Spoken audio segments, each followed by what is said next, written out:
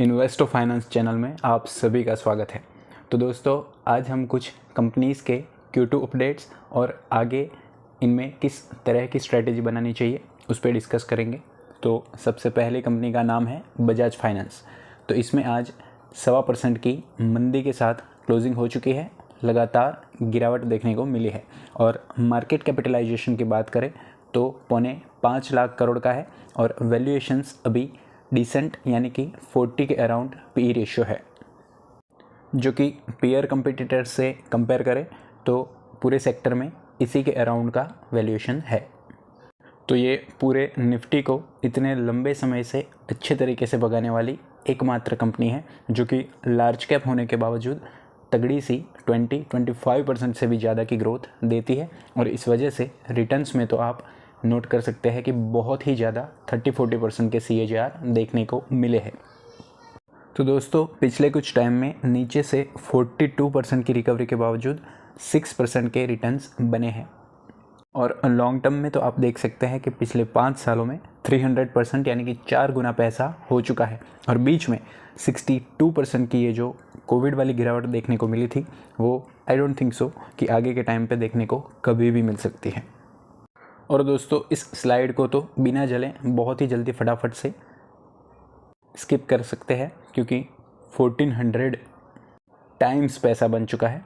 तो चलिए आगे चलते हैं।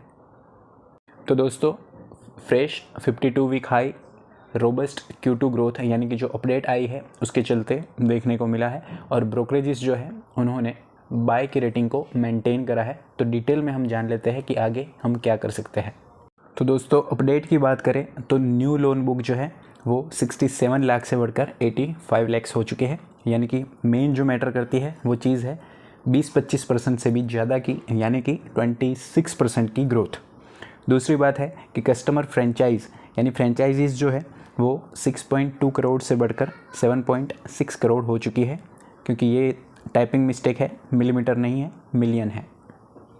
तो दोस्तों, डिपॉजिट बुक यानी कि आसान भाषा में समझे तो FDs जो होती है वो 39,000 करोड़ से बढ़कर 54,000 करोड़ हो चुके हैं इस वाले क्वार्टर में, यानी कि अभी जो Q2 रिजल्ट आएगा उसमें। और परसेंटेज टर्म्स में देखें तो Y-on-Y बेसिस पे 39% की ग्रोथ है।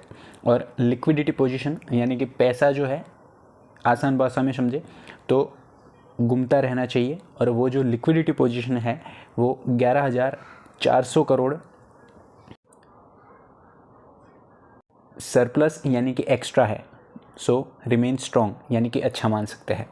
तो दोस्तों, मेन हेडलाइंस आप जो देख सकते हैं वो ये है कि 2,18,000 करोड़ का AUM यानी कि एसेट अंडर मैनेजमेंट, यानी कि कितना पैसा ये लोग मैनेज करते हैं, तो वो बढ़कर 2,90,000 करोड़ तक पहुंच चुका है सालाना बेसिस पर।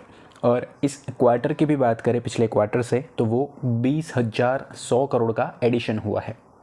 तो दोस्तों, पिछला जो रिजल्ट था ना Q1 का, उसमें 32% की AUM ग्रोथ देखने को मिली थी। और इसके पिछले क्वार्टर में यानी कि Q4 में 29% की। तो ब्रोकरेजेस की माने तो इस बारी 29% का आना चाहिए था ग्रोथ, जो कि बढ़कर अभी आया है 33% का, यानी कि आउट परफॉर्म करा है। तो दोस्तों, देख सकते हैं फॉरेन ब्रोकर्स आ चुके हैं अपनी अपडेट्स के साथ, यानी कि यहाँ के करंट लेवल से 10% हायर, यानी कि 8830 का लेवल। और मॉर्गन स्टैनली ने कहा है 9500 का लेवल जो था उसको ओवरवेट कर 10,300 करोड़ कर दिया है। लेकिन आप अपनी पूरी इन्वेस्टिंग जर्नी में ये ध्यान रखिएगा कि ये टारगेट्स जो होते हैं वो बिल्कुल भी मैटर नहीं करते हैं। क्यों नहीं करते हैं? क्योंकि अगर ऑल टाइम हाई पे होगा या कुछ चीज़ें अच्छी चल रही होगी, तभी ये लोग ज़्यादा अच्छे टारगेट्स देंगे और ख़रीदारी करवाएंगे। बल्कि IRCTC और वो तो कुछ डिफरेंट केस है, लेकिन काफ़ी सारी कंपनीज़ में ऑल टाइम हाई पर बल्क में बाइंग करवाते हैं, जो कि इन्वेस्टर्स के लिए थोड़े 6 महीने या 1-1.5 साल के लिए टाइम करेक्शन होने की वजह से पैसा फंस जाता है। और अगर कोई अच्छे से सपोर्ट पे कंपनी होगी, जैसा कि पिछले वीडियो में हमने देखा डीमार्ट, तो अच्छी ग्रोथ के बावजूद वो सेलिंग की रेटिंग देंगे। उससे क्या होगा कि पैनिक में आकर हम जैसे रिटेल इन्वेस्टर्स सेल कर देंगे और उनको लोअर लेवल्स पे अक्यूमुलेट करने का मौका मिल जाएगा। तो ये बातें बिल्कुल ध्यान में रखिएगा पूरी इन्वेस्टिंग जर्नी में। तो दोस्तों इस वाले रिज़ल्ट की वजह से क्या होगा कि ये जो पूरा FY24 है उसमें 29 to 31% की AUM गाइडेंस थी, जो कि बढ़कर अभी 33 to 35% हो चुकी है, जो कि एक पॉजिटिव पॉइंट है। तो दोस्तों कॉस्ट रेशियो यानी कि बजाज फाइनेंस जो पैसे उठाता है वो रेट हाइक की वजह से इनका मानना है कि पिक हो चुका है और आगे आने वाले टाइम में मॉडरेट यानी कि यहाँ से स्टेबल होके गिर भी सकता है, जो कि एक अच्छी बात है क्योंकि पैसा जितना सस्ता मिलेगा उतना ही कंपनी की प्रॉफिटेबिलिटी बढ़ेगी। तो एक पॉइंट आप यहाँ पे देख सकते हैं कि रूरल B2C यानी कि बिजनेस टू कंज्यूमर सेगमेंट जो है उसमें 0.1 से लेकर 0.15% तक का इंक्रीज़ देखने को मिला है ग्रॉस NPA में, यानी कि नॉन परफॉर्मिंग एसेट्स, यानी कि ऐसा पैसा जो कि वापस नहीं आता है। और एक बात इसमें इन्होंने नहीं दर्शाई है जो कि है कि ये लोग कंज्यूमर्स को लोन देते हैं और कमर्शियल बोरोइंग जो होती है इनकी सबसे लोएस्ट है। और उस वजह से क्या होता है कि जैसे कि येस बैंक में दिक्कतें देखने को मिली थी वो इसमें नहीं है, और बजाज फाइनेंस एक ऐसी NBFC है जिसमें कि सबसे लोएस्ट NPAs है। ये 0.1% बढ़कर आपको भी देखने को मिल सकता है, लेकिन ओवरऑल टर्म्स में 1% से भी कम, यानी कि बहुत ही तगड़ा NPA है बजाज फाइनेंस का। और क्योंकि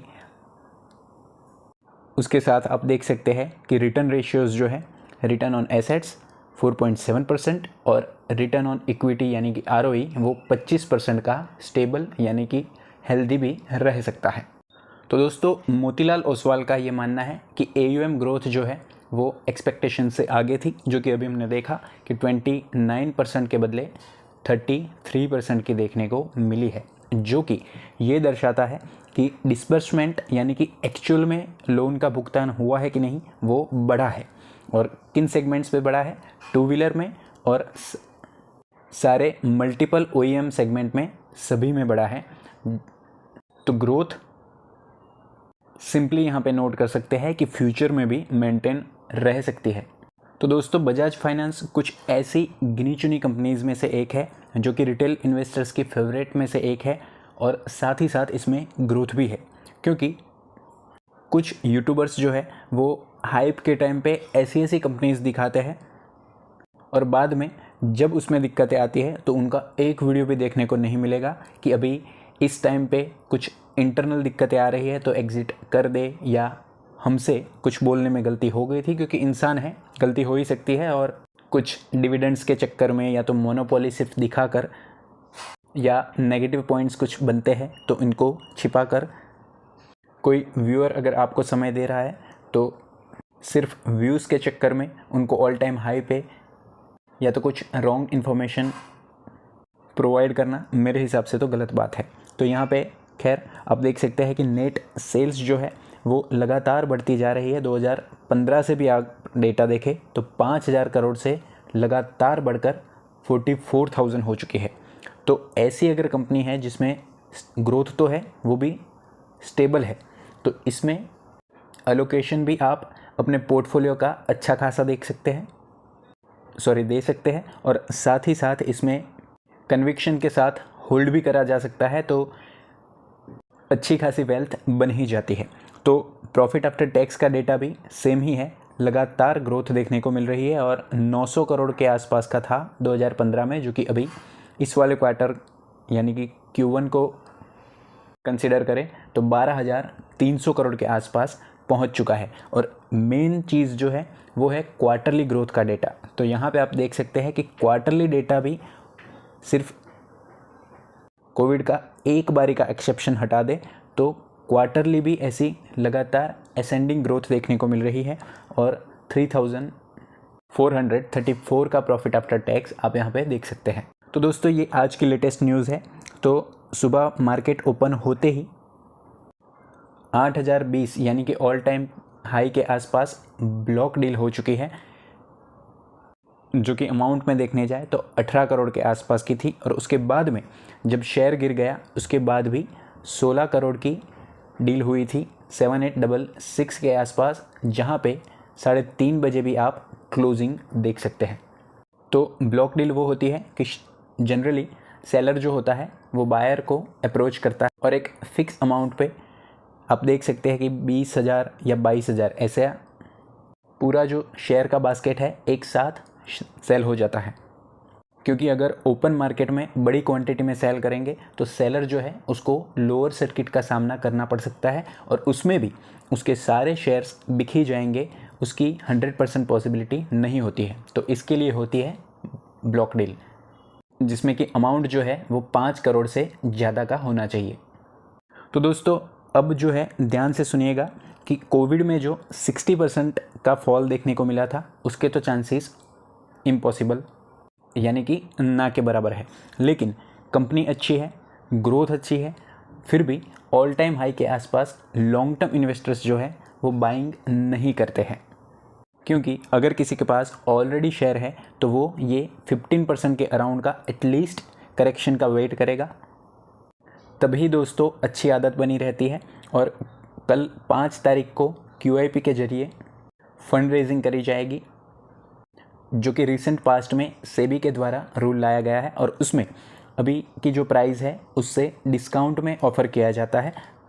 तो अगर उस वजह से पैनिक आता है तो उसमें लॉन्ग टर्म इन्वेस्टर्स जो है वो पैनिक का फ़ायदा उठा सकते हैं और शॉर्ट टर्म या ब्रेकआउट ट्रेडर्स जो है वो तो 8,050 के ऊपर अगर हाई वॉल्यूम के साथ ब्रेकआउट होता है तो स्टॉप लॉस के साथ एंटर करेंगे। इससे पहले कोई भी बाय सेल टिप या रिकमेंडेशन नहीं है, लेकिन इससे पहले भी डीमार्ट का एक वीडियो अपलोड हो चुका है जिसमें कि कहाँ पे हम बाइंग इनिशिएट कर सकते हैं वो डिस्कस करा है मैनेजमेंट और Q2 की अपडेट्स के साथ, और कुछ IPOs और काफ़ी सारी डिटेल्ड स्टडी हमने इस वाले प्लेलिस्ट सेक्शन में एक ही वीडियो डिटेल स्टडी में डिस्कस करा है, जिसके लिंक मैं आई बटन पे भी दे दूंगा, तो वो आप चेकआउट कर सकते हैं।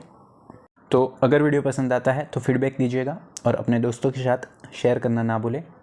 तो डिटेल्ड स्टडी और साथ ही साथ फास्ट अपडेट के लिए चैनल को सब्सक्राइब करके बेल आइकन ऑन करना ना भूलें। धन्यवाद। Happy investing.